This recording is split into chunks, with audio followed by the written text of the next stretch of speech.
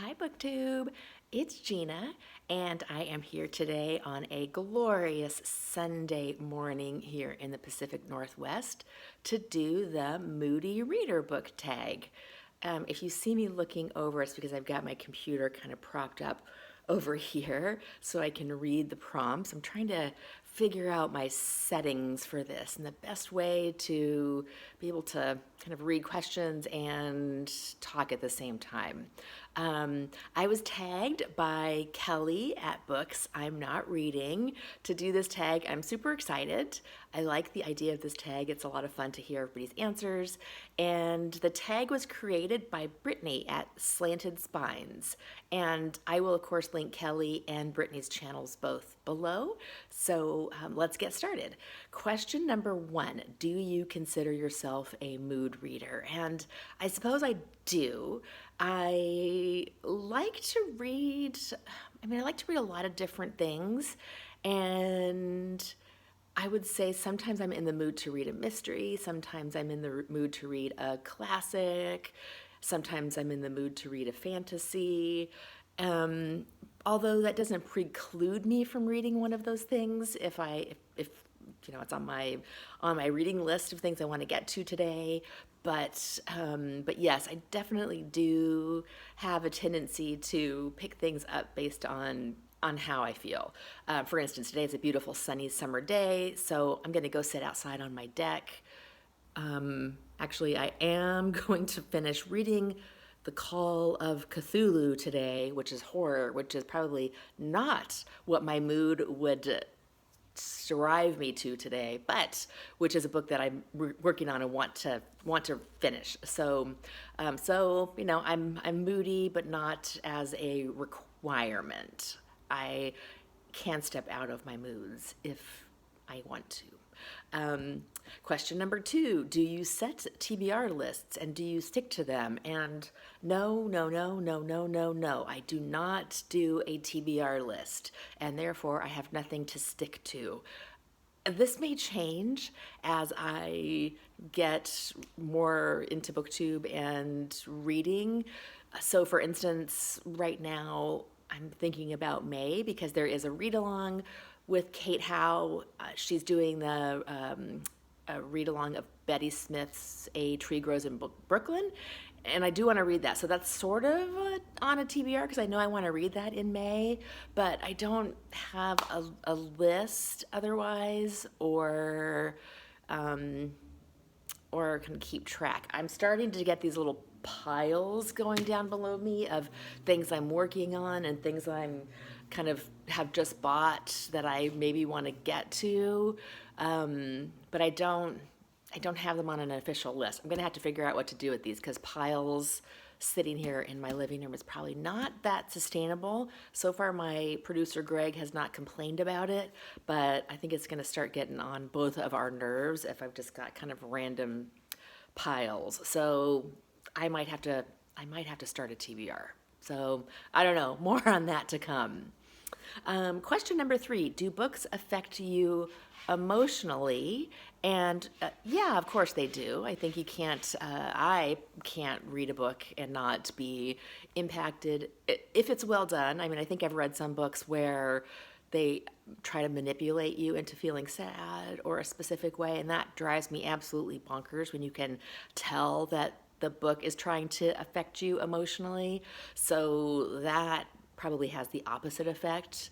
But yeah, and then part 2 of the question, does the mood of a book rub off on you? And that probably not so much. So if I read a sad book, it doesn't make me sad, right? I can read it, I can be sad while I'm reading it, I can feel the emotions that are in the book, but it doesn't impact me moving forward for the most part. Question number 4, when you're feeling sad, what do you read or do you not read when sad? So I read all the time. I did have a spot during the beginning of the pandemic where I wasn't necessarily sad, but I was weird, like most of us were. And so I did fall into a little bit of a reading slump. So that's an interesting question because I do certainly have my comfort reads. So like Miss Reed or my Rosamund Pilcher here. So if I am feeling sad or in a melancholy mood and I want to kind of just settle into it and not have to think, those books are fantastic for that. But otherwise, unless I'm depressed and I can't read at all for whatever reason, I can pretty much read all the time. Question number 5. Most often, do you use reading to escape, to learn, or to critically reflect? And I think I do all of those things with every single book that I read, regardless of what it is. So even the cozy things that I read, I feel like they are set in a certain time, they're set in a certain place. You can think about the politics of the time that sometimes pop up in small little ways even. I'm reading the Matthew Shardlake series, a mystery series set in Tudor England. And I just finished up last month for March of the Mystery Madness, the 4th book in that series. And it's a fairly straightforward mystery series, but because it's set in Tudor England, I feel like I'm learning as I'm reading. Even though it's fiction, I'm still getting a sense for what the time was like.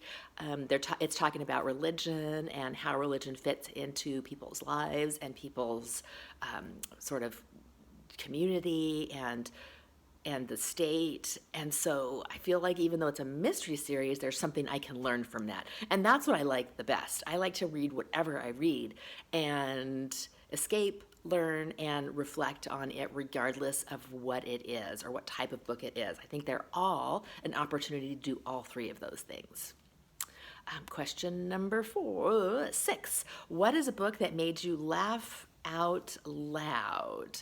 All right, I'm going to go with Anthony Trollope on this one. I read the Barchester Towers series, and those books are not all like funny books, but his sense of humor just gets me. I find myself giggling through a lot of those books and just chuckling out loud. So I think Anthony Trollope is a really funny writer. Even though all of his books are not funny, they're not comic books for the most part.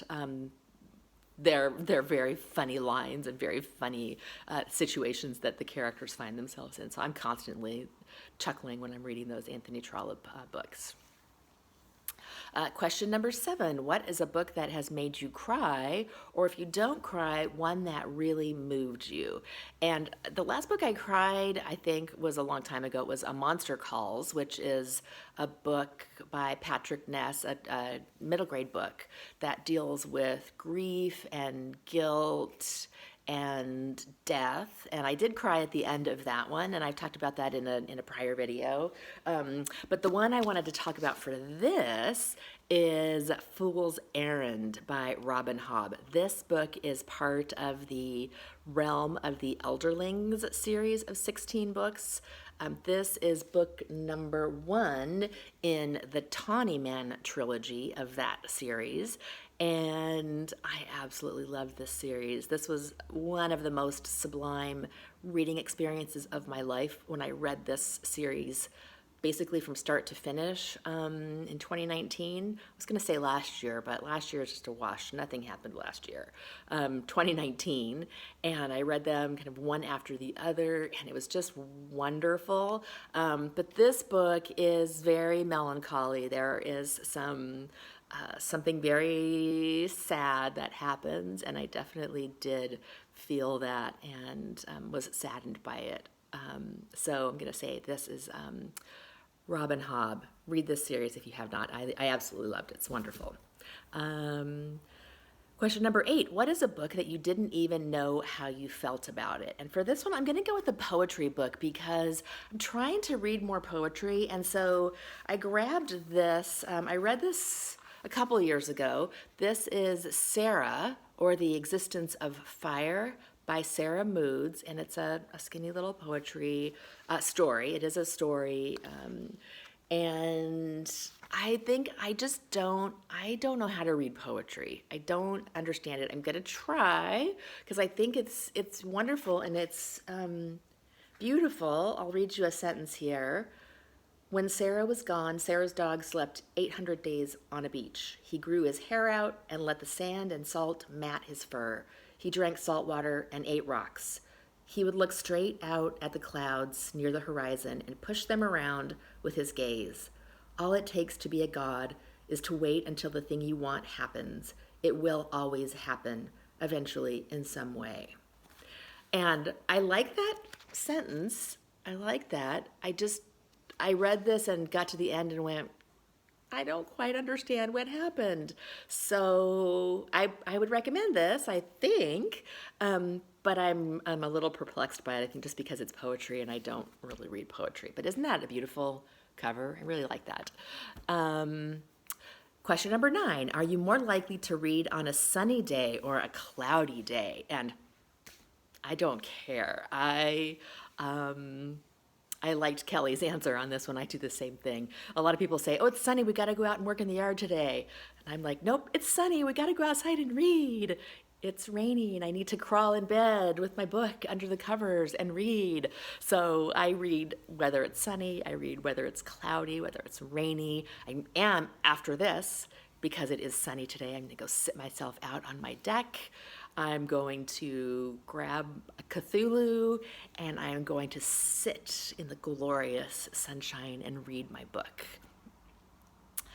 Question number 10. Do you usually set the mood when you read? Music, lights, smells, etc. And I'm going to say for this one, I set the mood for my life all the time. I like to have a life that is beautiful, that is candlelit, if appropriate, that is in a beautiful glass of whatever I happen to be drinking. So I constantly just making sure, and it's become second nature at this point. I just feel like I've got my life set up in a way that's beautiful and atmospheric for me. However, around music and lights, when I'm reading, I do prefer to not have music going when I read. I usually have a glass of water or something, as I do like to, have a something to drink. But I don't do that for mood. I just do that because I get thirsty and I don't want to have to get up. So when I go outside to sit and read this afternoon, I will probably grab a tray, a little fun tray that I bought at the thrift store that's got like French sayings and stickers on it. I will pour myself a drink and pop my book on there and maybe a little snack, take my tray outside and go sit outside to read. And question number 11 is, can you leap from book to book or do you need buffer time between them? And I almost always have multiple books going at once. So when I finish one, have already got something going. I will say for big books, for classics, for things like this, I would jump right into the next book in the series on this, and that was wonderful. But sometimes after I finished the whole series, I didn't want to hop right into another big fantasy series. I read something a little bit different after that. So I'll go back and forth. But I read every day, so I rarely have a day when I don't read. But if I'm feeling little bit of a book hangover for something in one genre, I might hop to a different genre or try something different. But otherwise, I pretty much read every day. So that was the Moody Reader book tag. Thank you so much for joining me, and I'll talk to you later. Bye.